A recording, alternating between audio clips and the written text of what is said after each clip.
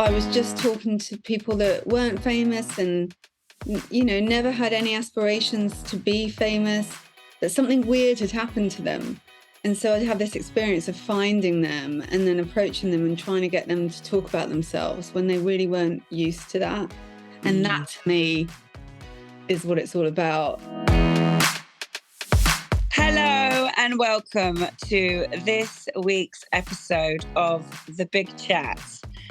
This will be the first episode of 2023 coming to you Friday I'm not good with dates, I'm not going to go there, but it's the first one of the new season. And I have wanted to get this person on for so long. She is so inspirational. She is so amazing. She also happens to be one of my dearest, bestest friends who was gifted to me from above a long time ago, and we'll go into that. But she's also incredibly inspirational. Anna Britt, and currently holed up in Warwick Park. Thank you for looking after her so nicely, because I'm quarantined at home at Christmas. She's meant to be with me. I'd love to introduce you to the very beautiful Antonia Blyth. Hello, Antonia. Hi, Nicole. Can I just say that when I woke up, I don't think they were asleep, to be fair, but when I called the receptionist at this hotel at 4:45 a.m., they were so nice to me that I have to give them massive credit. My jet lag is obviously like the most antisocial thing in the world. They were so nice. And then they delivered breakfast to me in bed. Which is your perfect thing, right? We know that. Favorite thing, yeah. So for those that don't know you and they're like, who is this beautiful being? Tell people that are listening a bit about you, Antonia Blyth. What do you do and where are you from? Okay, so are we going to talk about how we know each other later? And then, yeah. Okay, we'll get to that. But now just roll. I'm from Norfolk, lived in London for 10 years and then randomly moved to LA in 2006. Bit of a, one of those now or never type weird decisions. And now I work at a magazine, which is entertainment trades. So it's a bit like, maybe people have heard of Variety or The Hollywood Reporter. That's like, those are our sister publications. So basically I interview actors and sometimes directors, but that's my job. I love the way you play that down.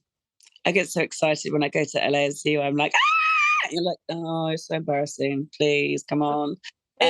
It's a reaction to the enthusiasm that the average American has. I have to stay very British, otherwise I'll be fully assimilated.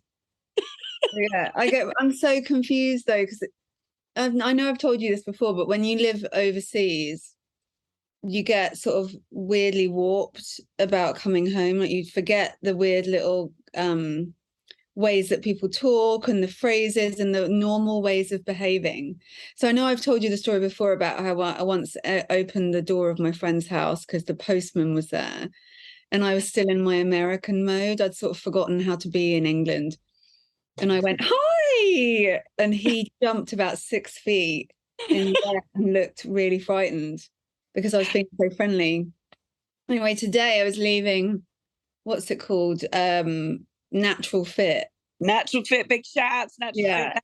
Thank you for looking after Antonia. Another shout out. So nice. They were so nice. Jamie was so nice to me. And anyway, I was leaving and one of the staff said to me, have a good day, like that, but in a way that was so British, like so that I didn't even understand what he'd said.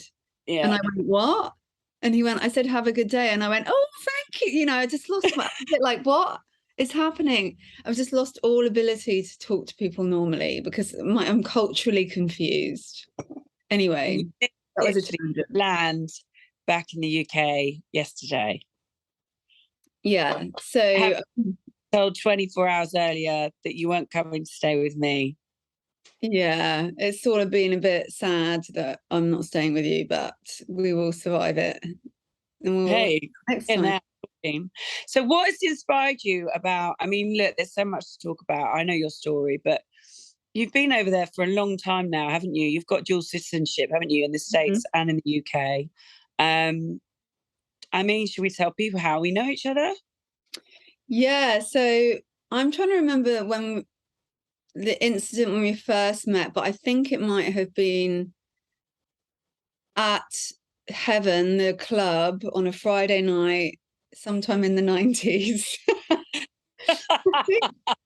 I think that I remember meeting you in the queue outside with Robert.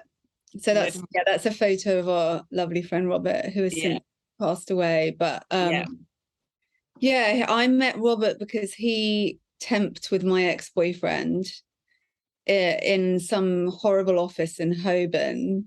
And we were kids, I was like 18. And Robert and I became really good friends, and we got rid of my ex-boyfriend because we were like, oh, we're going to go out, forget you. And it was on one of those many, many clubbing nights in around probably like 1996, 97.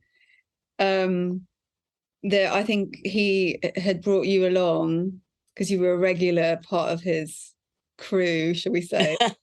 The Tunbridge Wells crew.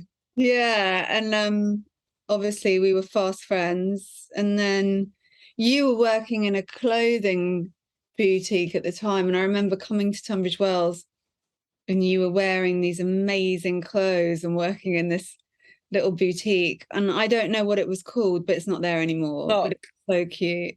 Clock. It was CLOQ. Yeah, he was like an amazing man that gave me an opportunity to basically run and buy his clothes shop for him. I mean, like, he's just, how does that happen, right? Do you know what I mean? It was just crazy. It's so cute, yeah. And Rob obviously had the Italian Rob had the Italian wardrobe as well, so we both had kind of like Aladdin's cave, didn't we? It was so fun. I remember going to the Italian wardrobe and sort of helping Rob sell clothes in there and persuading people to spend copious amounts of money. But yeah, it was a good time. So there were, just as we're talking about Robert, because there is, I mean, you helped him with a bit of homework now and again. Let's just leave it there. But it was like, forgotten about that. Yeah. Yeah, writing's always been your passion, hasn't it? Yeah, I mean, I think it's one of those things. It's the sort of brain you have, whether you find words easy or not. And it's not about intelligence at all. It's just about the way your brain is put together. So for some people, words don't really click for them on the page. It's just doesn't really resonate. And for other people, that stuff just flows. And it's the same as if you were really just naturally good at sport or something like that. It just comes easy to you if you're one of those really coordinated people. So I don't know, I was talking to a friend about neurodiversity the other day. And we were talking about dyslexia and dyspraxia and how awful it is that people where it doesn't click and it's really difficult, it was associated with having a different intelligence level, and that's just nonsense. So yeah, I have always found that easy. So it's probably a bit lazy because it was just the path of least resistance rather than, trying to do maths or something. You're being modest. You're being very modest. You're a very good writer. What is it you love about your job the most? What is it that inspires you the most about what you do? Honestly, the reason I interview famous people is only because that's what people want to read. I could just as happily interview, the person on the street, or in fact, I did used to do that when I worked at Just 17. I would go up to random strangers on the street and ask them stuff. And my first ever job in magazines was what we used to call real life stories. And it was still one of my favorite jobs I've ever had, because I was just talking to people that weren't famous and, never had any aspirations to be famous, that something weird had happened to them. And so I'd have this experience of finding them and then approaching them and trying to get them to talk about themselves when they really weren't used to that. And that to me is what it's all about, because I just have always been really nosy and I really like loads of questions. But yeah, it's sort of arbitrary that the people I ask questions of are well known. That's just what people want to read. But you know, I'd just ask all those niggly, intrusive questions to anyone if I was allowed to. I mean, I love your nosiness. It's brilliant. You're like my super sleuth. Yeah, I used to be more of a sleuth when I was a news reporter, but not anymore. We could have been like private detectives together. I reckon we would have made a good team. Do you think? What would you be in charge of? Let's be honest. You were? I'm not very subtle. Well, maybe it would work really well. Like you could go in and bamboozle people, you know. And then you could just be in the background, like. Oh, I would be at home on the computer. That's my personality. I'll be at home with my pajamas on behind a screen. Be fine. But we both like that too, don't we? Both of us. We'd be in place together right now if we could be together, that's for sure. Okay, so you've like also launched your own podcast. It's a podcast show. So can you tell us a bit about that? That would be interesting.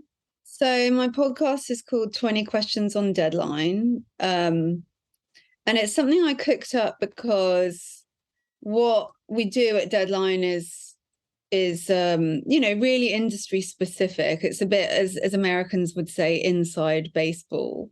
And what that means for the uninitiated is it makes sense to the people inside the circle, and it's not consumer based. Yeah. It's trade. So I, coming from consumer magazines, am always looking for the popularist angle because I just can't help it. You know, I grew up reading magazines and working in magazines. And so I thought, well, we've got this access to these people that is amazing, because when you work for a trade, you can talk to anyone you want because they're not afraid that you're going to ask them about their love life or anything. They just go, yes, sure, I'll talk to you guys. Because if you're an actor in Hollywood and you have an interview in a trade that has cachet, or especially I work on the awards magazine, and if you are hoping to get nominated for an Oscar, that is going to help your case if you're in our magazine because it's read by voters. And so I thought, well, I've got this access. And then this was sort of bubbling away in the back of my mind. And then I had Michael Douglas on the phone, and we were talking about the Kaminsky Method, his Netflix show. And one of my questions, we have this article in our magazine that's a bit more consumer friendly, and it's called On My Screen. And it's a few general questions about that person's career, but it includes things like, what are your desert island movies? And what are the films that make you cry and stuff like that? And one of the questions is, what's on your karaoke playlist? And Michael Douglas named a song I've never heard of, but he just started singing it at me. So somewhere on my phone, there's a tape of Michael Douglas singing to me. And I just thought, why haven't I got a podcast right now in this moment? Because this is comedy gold and I can't translate that into print.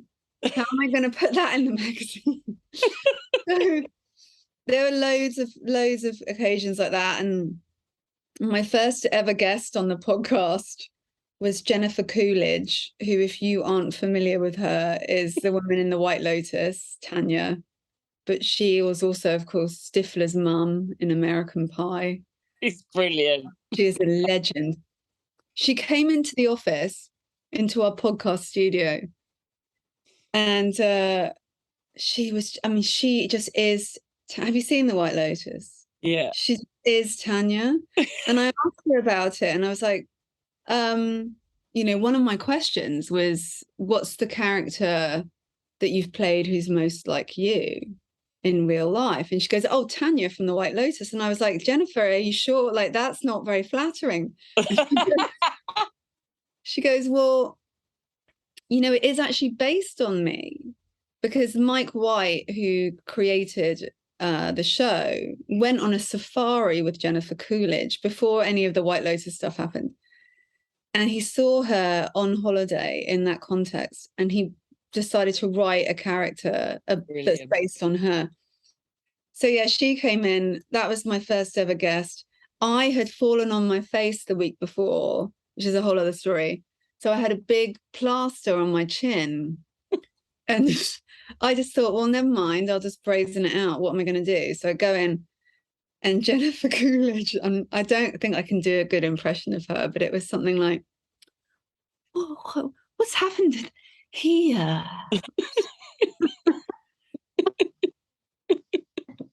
And then at the end, she was Imagine her doing it like that, kind of like, they're just like, what is that?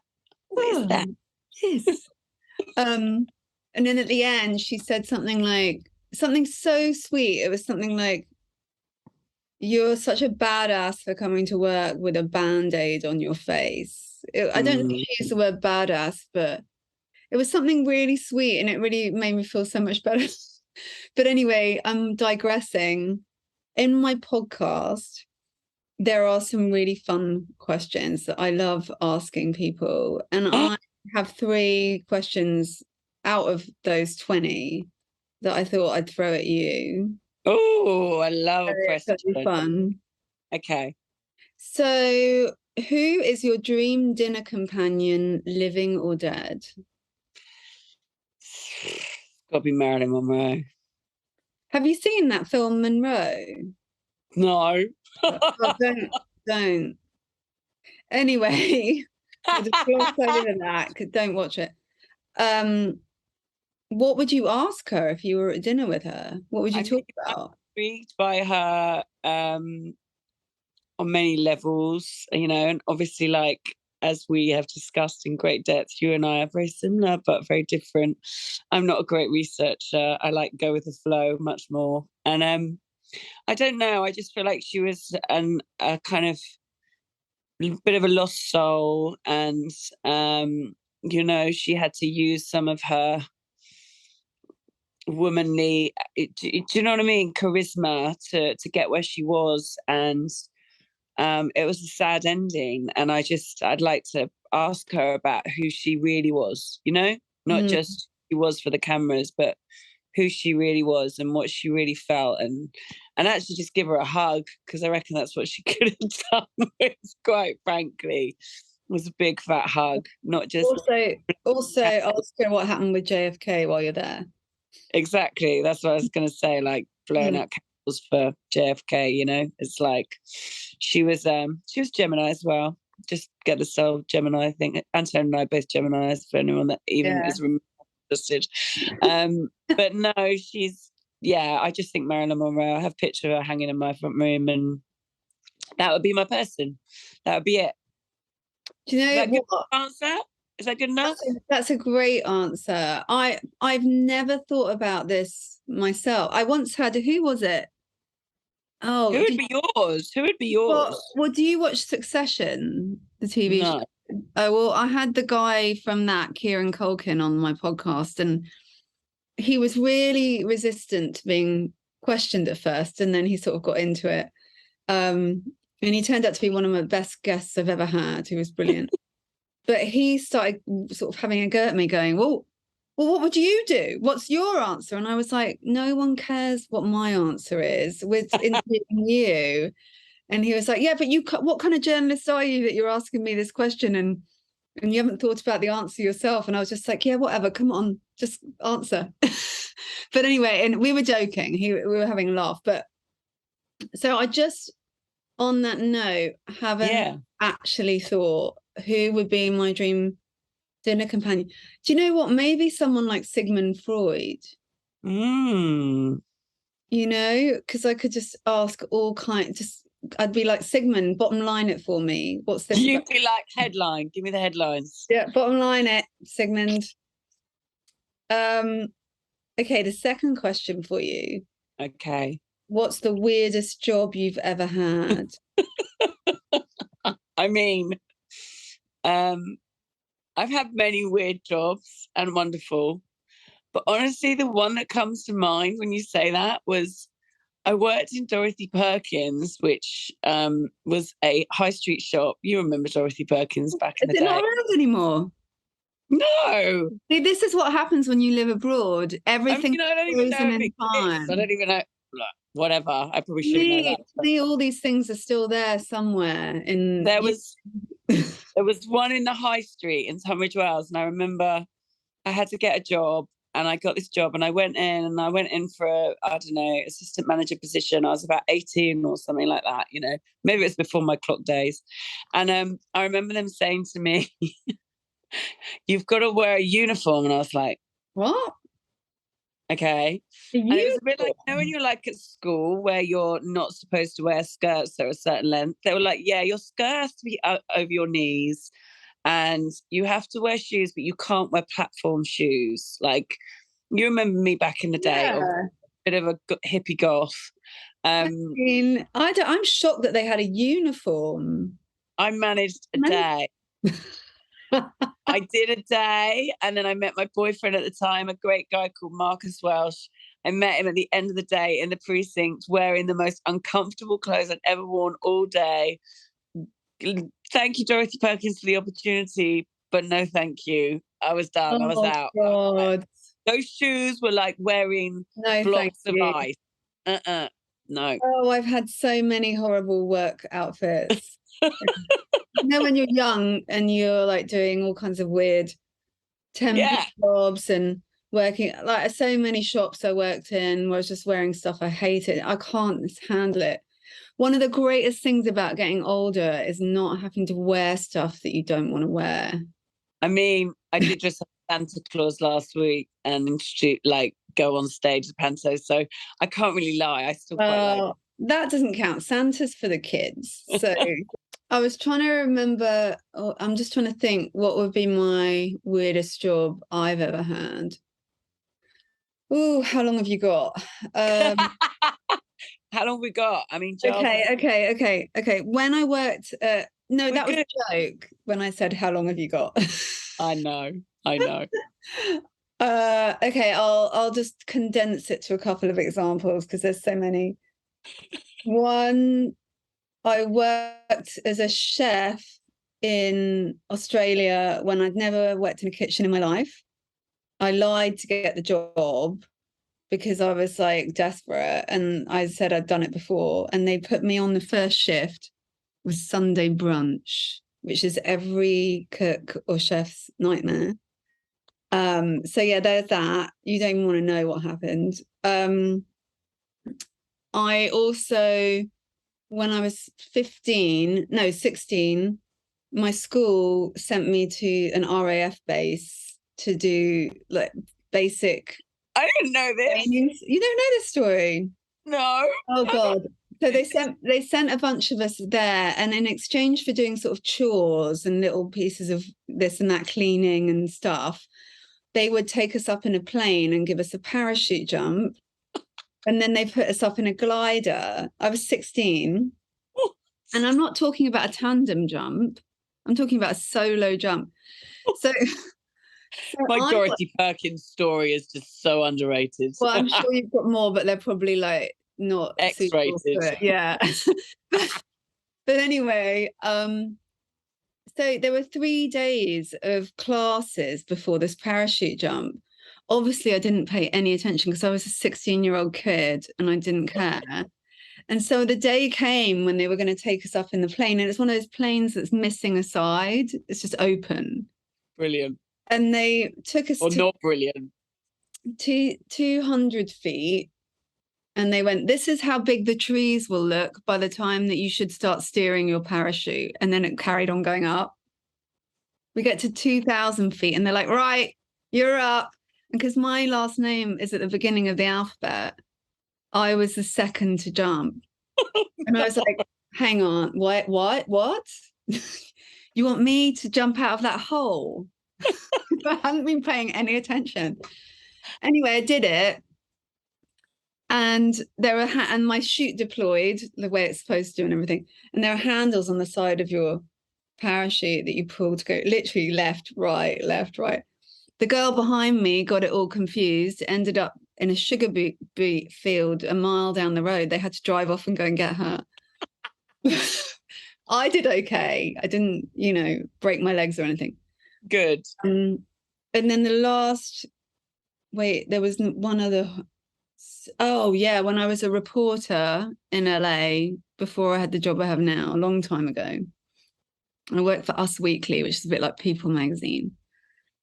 And I got told by my boss one day, we want you to go on the set of Grey's Anatomy because Katherine Heigl's been in trouble and we think she's going to get fired. We're hearing that she's going to get fired. And I was like, oh, God. So they snuck me onto the set. They had an insider that put my name on a list at the security gate. And my boss leaves me this message going, right, I want you to arrive at this time. Tell them you're going to deliver flowers to this woman on a soap opera in the next studio over. And they gave me a name to say. So she goes, leave the flowers on this passenger seat, drive up, look confident, do not hesitate. Those were my instructions. It was like Mission Impossible. And so I drive up to the gate. Security's about to let me through. And then this other security person comes over and goes, wait a minute, what are you doing here? Who do you work for? You're delivering flowers, but what's your company name? And no one had told me that. So I went, hang on, I'm just temping today, filling in for my friend. She's ill. I don't know the company name. Let me just call her and get it. So I pulled over to the side, rolled my windows up and called my boss at the magazine, who was in a meeting. So they had to go and pull her out of this meeting. They were like, code red, get out of the meeting. So she comes on the line and she goes, what's going on? Just pretend. I said, we told her what was going on. She goes, right, I want you to pretend like you're still talking to me. I'm going to put you on hold, but keep moving your mouth like you're still talking so that they don't come over. Because the security guards are watching me through the window of my car while this is happening. Keep moving your mouth like we're still on the phone. I'm putting you on hold and I'm going to call our insider and get a name that you can give them. So she goes off, she's gone for ages, and I'm just doing this. Like pretending to have a conversation. And then she clicks back on the line, right? And she goes, Antonia, abort mission. I kid you not. Is that the woman we met at the party? Because I never know names. You know what I'm like? Ellen DeGeneres. Did we meet her? Was she there? We meet her after you'd interviewed Portia, and then we met her, and you were like, "Is that her, the main character?" I don't know. Oh wait, who are you talking about? The famous person? No, Katherine Heigl wasn't there that day.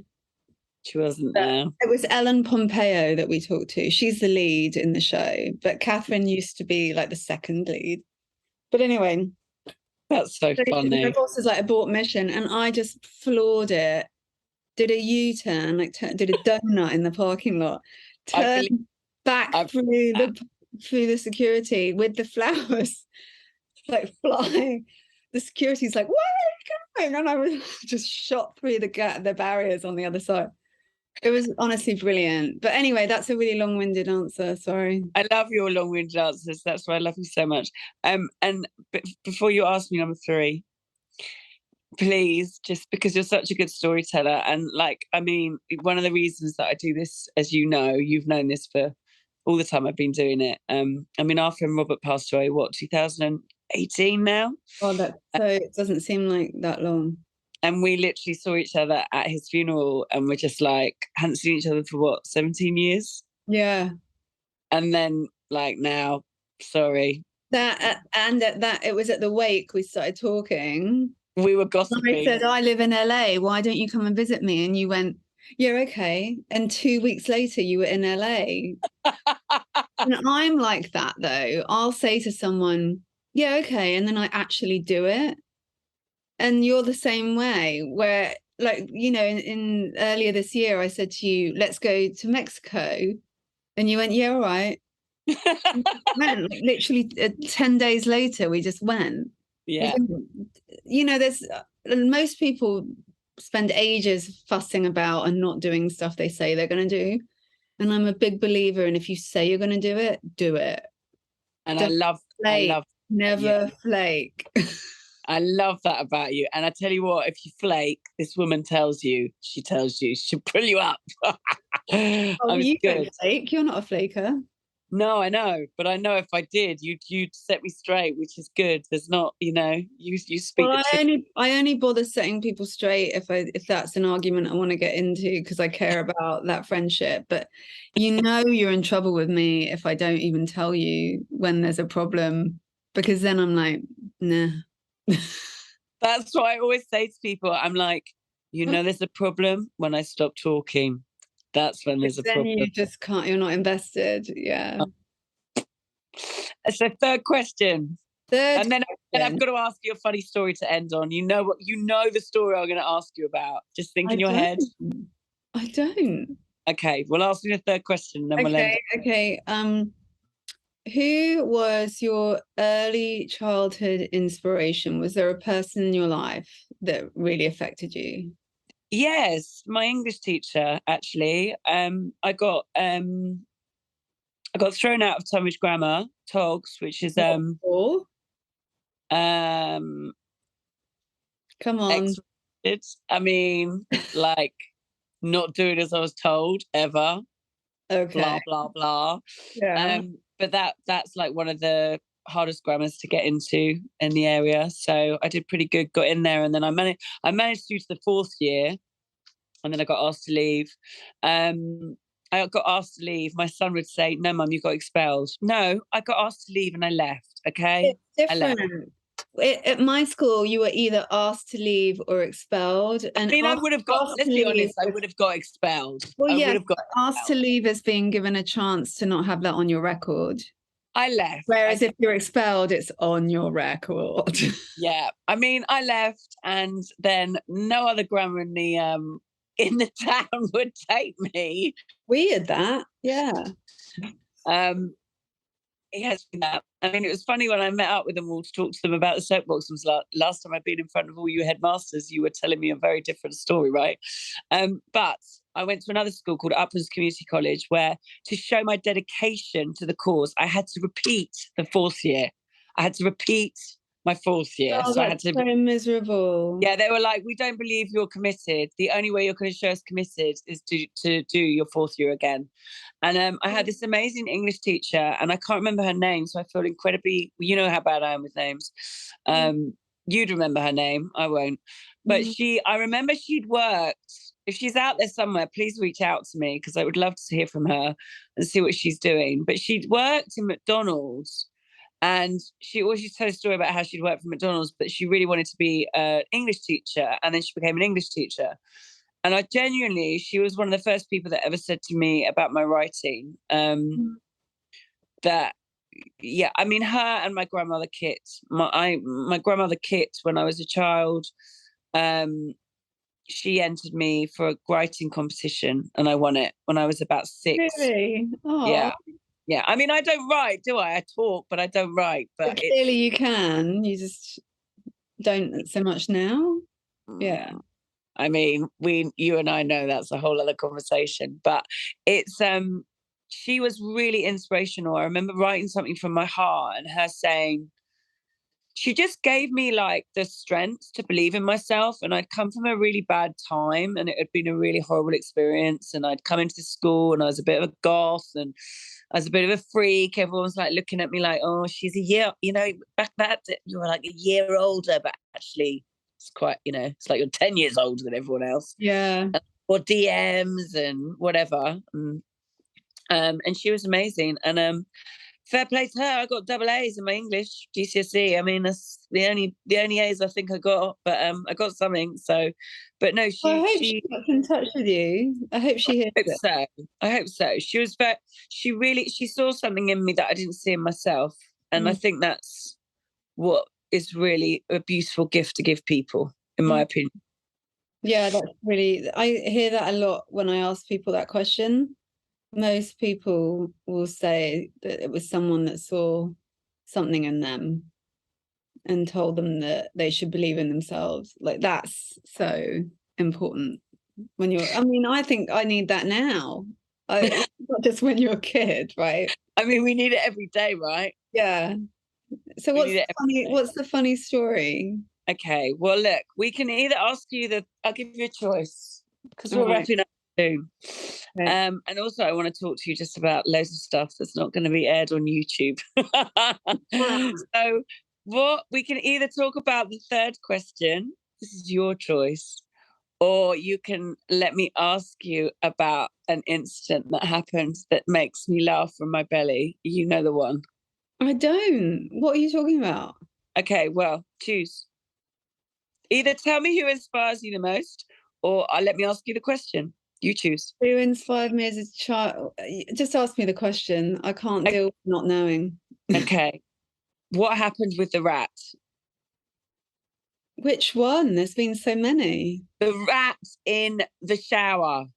Oh, that one. Oh, Yes. God, I was going to say, I've had so many experiences with rats. Isn't that weird? Yeah, exactly. At the moment, I'm dealing with them in my ceiling, but that's an LA problem, very common. Please share the story of your rat experience. Oh, It will God. encapsulate your spirit of adventure Okay. and your dynamic personality that not everyone knows. Okay, so I was with my then boyfriend Ollie from college, and we were backpacking around Southeast Asia, and we went to a little set of islands in Malaysia called the Perhentians. And at the time, it's so changed now, but this was probably, 96, something like that.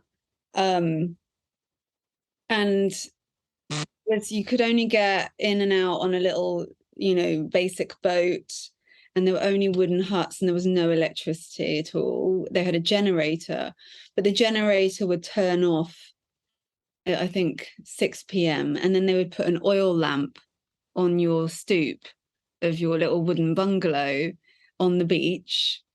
And I mean, it was magical. It's a magical place. I'll never forget it. I mean, I was swimming in this turquoise sea with giant turtles and parrotfish, and there was just no damage to the coral reef.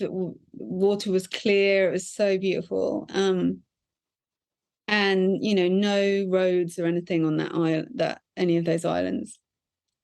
So one of the problems with staying there is that they had really limited accommodation, but you just have to do a wing and a prayer kind of deal, because you get such a long journey to get there, multiple buses and trains, and then a boat. And on our boat was this guy, this electrician from Manchester called Paul. I remember him. And I remember he was going bald, and he was slicking back his hair with coconut oil, which now I just think, my God, the sunburn. But anyway, we're on this burning sun on this boat in tropical sea. But when we get to the shore, like, I was like a machine. I would like target and get us a better room. So I was like, we are not missing out on the last available room. And we got the very last one. And poor Paul had nowhere, because he was sort of, one of those dudes that's like, yeah, I guess I better find a room, and then of course they're all gone. So we said, you can sleep on our floor, like, we'll give you loads of cushions and everything, because you've got nowhere to stay. So him, Paul and Ollie were playing drafts in the main room, and we had our oil lamp light, so it's really like dim. And I was going to go and take a shower, and I didn't have a towel. I had a sarong that when you have a sarong and you wrap it around you and you cross it over at the neck and tie it behind your neck. And that was what I wore all the time instead of a towel, because carrying a towel is cumbersome. And it's a lot of space and weight, right? And everything was about paring down your backpack. So the point of the story is we had one oil lamp and these two guys playing a game of checkers, and me and my sarong going into this bathroom, which is, like a hole in the floor for the toilet. And then the shower is like a pipe that spits water on your head. And it's tiny. It's like a little metal cupboard. The door is metal.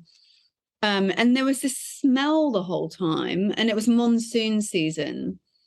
And I remember Ollie said, I know that smell from somewhere. I've smelt that before. And it was a really odd, sort of fairly unpleasant smell. And what was happening was that the flood water was rising up into the drains. And so, unbeknownst to me, that meant that like things that had been living in the pipes would start to come up. So I go into the shower in the pitch black, okay, because it's nighttime on an island. There's no artificial light. They've got the only oil lamp. I'm like, I'm just going to do this by feel, but I have to shower. I feel gross. I've been traveling all day. And I turn on the water, take off the sarong. So I'm standing there with no clothes on, obviously. And something catapults, I kid you not, catapults out of the plug hole. And it's like this greasy black story. thing. Sorry. What? I'm only laughing because I know this story. I love it every time. Oh, yeah. So it's like this greasy black thing. And it is, I mean, I'm tall. I'm like 5'9". And it was jumping straight from the plug hole and hitting me like this, like here and here, like just bouncing off my body. And I could just feel this like, and I could kind of dimly in the moonlight coming through this little tiny window, make out this sort of creature that was flying at me. And I'm like, okay, I have two choices. One is to run naked out of this shower, screaming my head off, which is what every cell of my being wanted to do. Because you can imagine you're trapped in a tiny metal box with a wet rat, very aggressive wet rat, very panicky rat. And the other choice was to calmly put on my sarong while this rat was propelling itself at my face and stuff, and not be naked in front of Paul, the electrician from Manchester. So I chose option 2 because obviously there was no way that I was going to do that. So I wrap the sarong. I'm like, trying to do deep breathing. I get the sarong in the dark and I figure it out. So I'm like covered. And then I run out of the bathroom going, oh my God, screaming. And the two guys, my boyfriend and Paul from Manchester, they're like sitting there doing the checkers, and it's like a rom-com or something. They just went, huh? And just carried on like nothing had happened. Huh? And I went, don't you see me? Like there was a rat and it's like bouncing off my body. And I was like trapped in there with this rat, and they could not have cared less. But sometime later in the evening, Ollie goes, oh, that's what that smell is. It's rats rotting in the pipes because they've all drowned. Because I don't know why he'd been somewhere that was flooded and had that experience before. But I was like, oh, thanks for that. No one cared. Oh, and just to wrap this up. Yeah. On that same trip. Yeah. I got bitten by a snake. And I started losing my balance, because that's one of the things with snake venom, right? I didn't know this at the time. I was like, I feel really odd, like the horizon keeps shifting like this. And I keep feeling like really odd, like my balance is just really off. And I realized I'd got bitten by a snake while I was climbing through some thorny trees, and I had these 2 holes on my ribs from its fangs.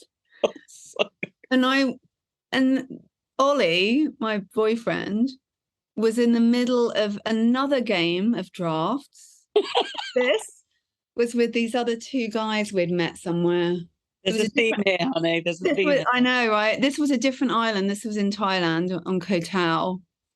And these two guys and him, and they were so stoned and that they couldn't speak. And I kept going, "You've been bitten. There's a snake." That, like, I was so confused. I couldn't articulate. I was, and honestly, I'm so lucky I'd be dead because there was no hospital and no planes. And the nearest hospital was, I think, 6 hours on a boat.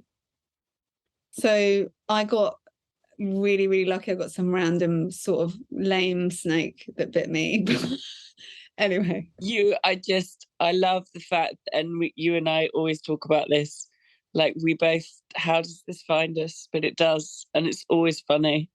We see the funny side of it, always. We shouldn't be allowed to go anywhere together, honestly. I mean, we have had many adventures, haven't we, right? So it's been a journey. I mean, last time we went away together to Tulum, I think you lost your wallet 3 times.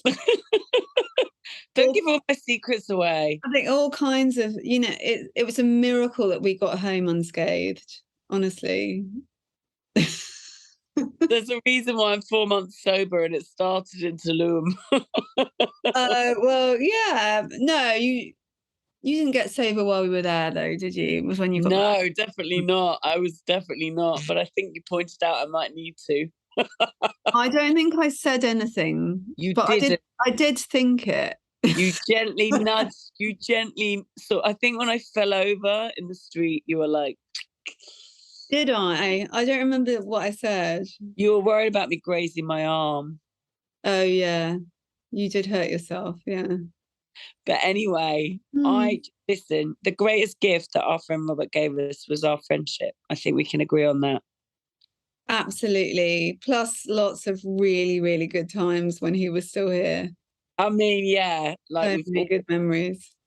So many memories. And also, all our tribe. I mean, I'm drinking out of the cup that you can't see, but it's the one that when you fill it up has got Christian's mad head on it. And there's many things that have led to many wonderful things that started with Robert. So certainly my New Year cheers would be to Robert. And I mean, what would you say to people because this will be the first episode of the New Year. Have you got any words of wisdom, Antonia, that you would share with people? Words of wisdom from me. That's like putting you on the spot. No, I was going to say that's sort of an oxymoron, words of wisdom from me. Okay. I don't know. All I can say is that I can say what I'm thinking about this New Year. And that is that you are not where you are in your life, and what you're worth has nothing to do with your experiences so far. You can start over and be whoever you want anytime you want. Like, you could do that today. I love that. Yeah. What about you? Okay, well, listen, thank you so much for coming on. You didn't say yours. Oh, mine's like irrelevant. It's just about you. No, it isn't. I want to know what your New Year thought is. Come on.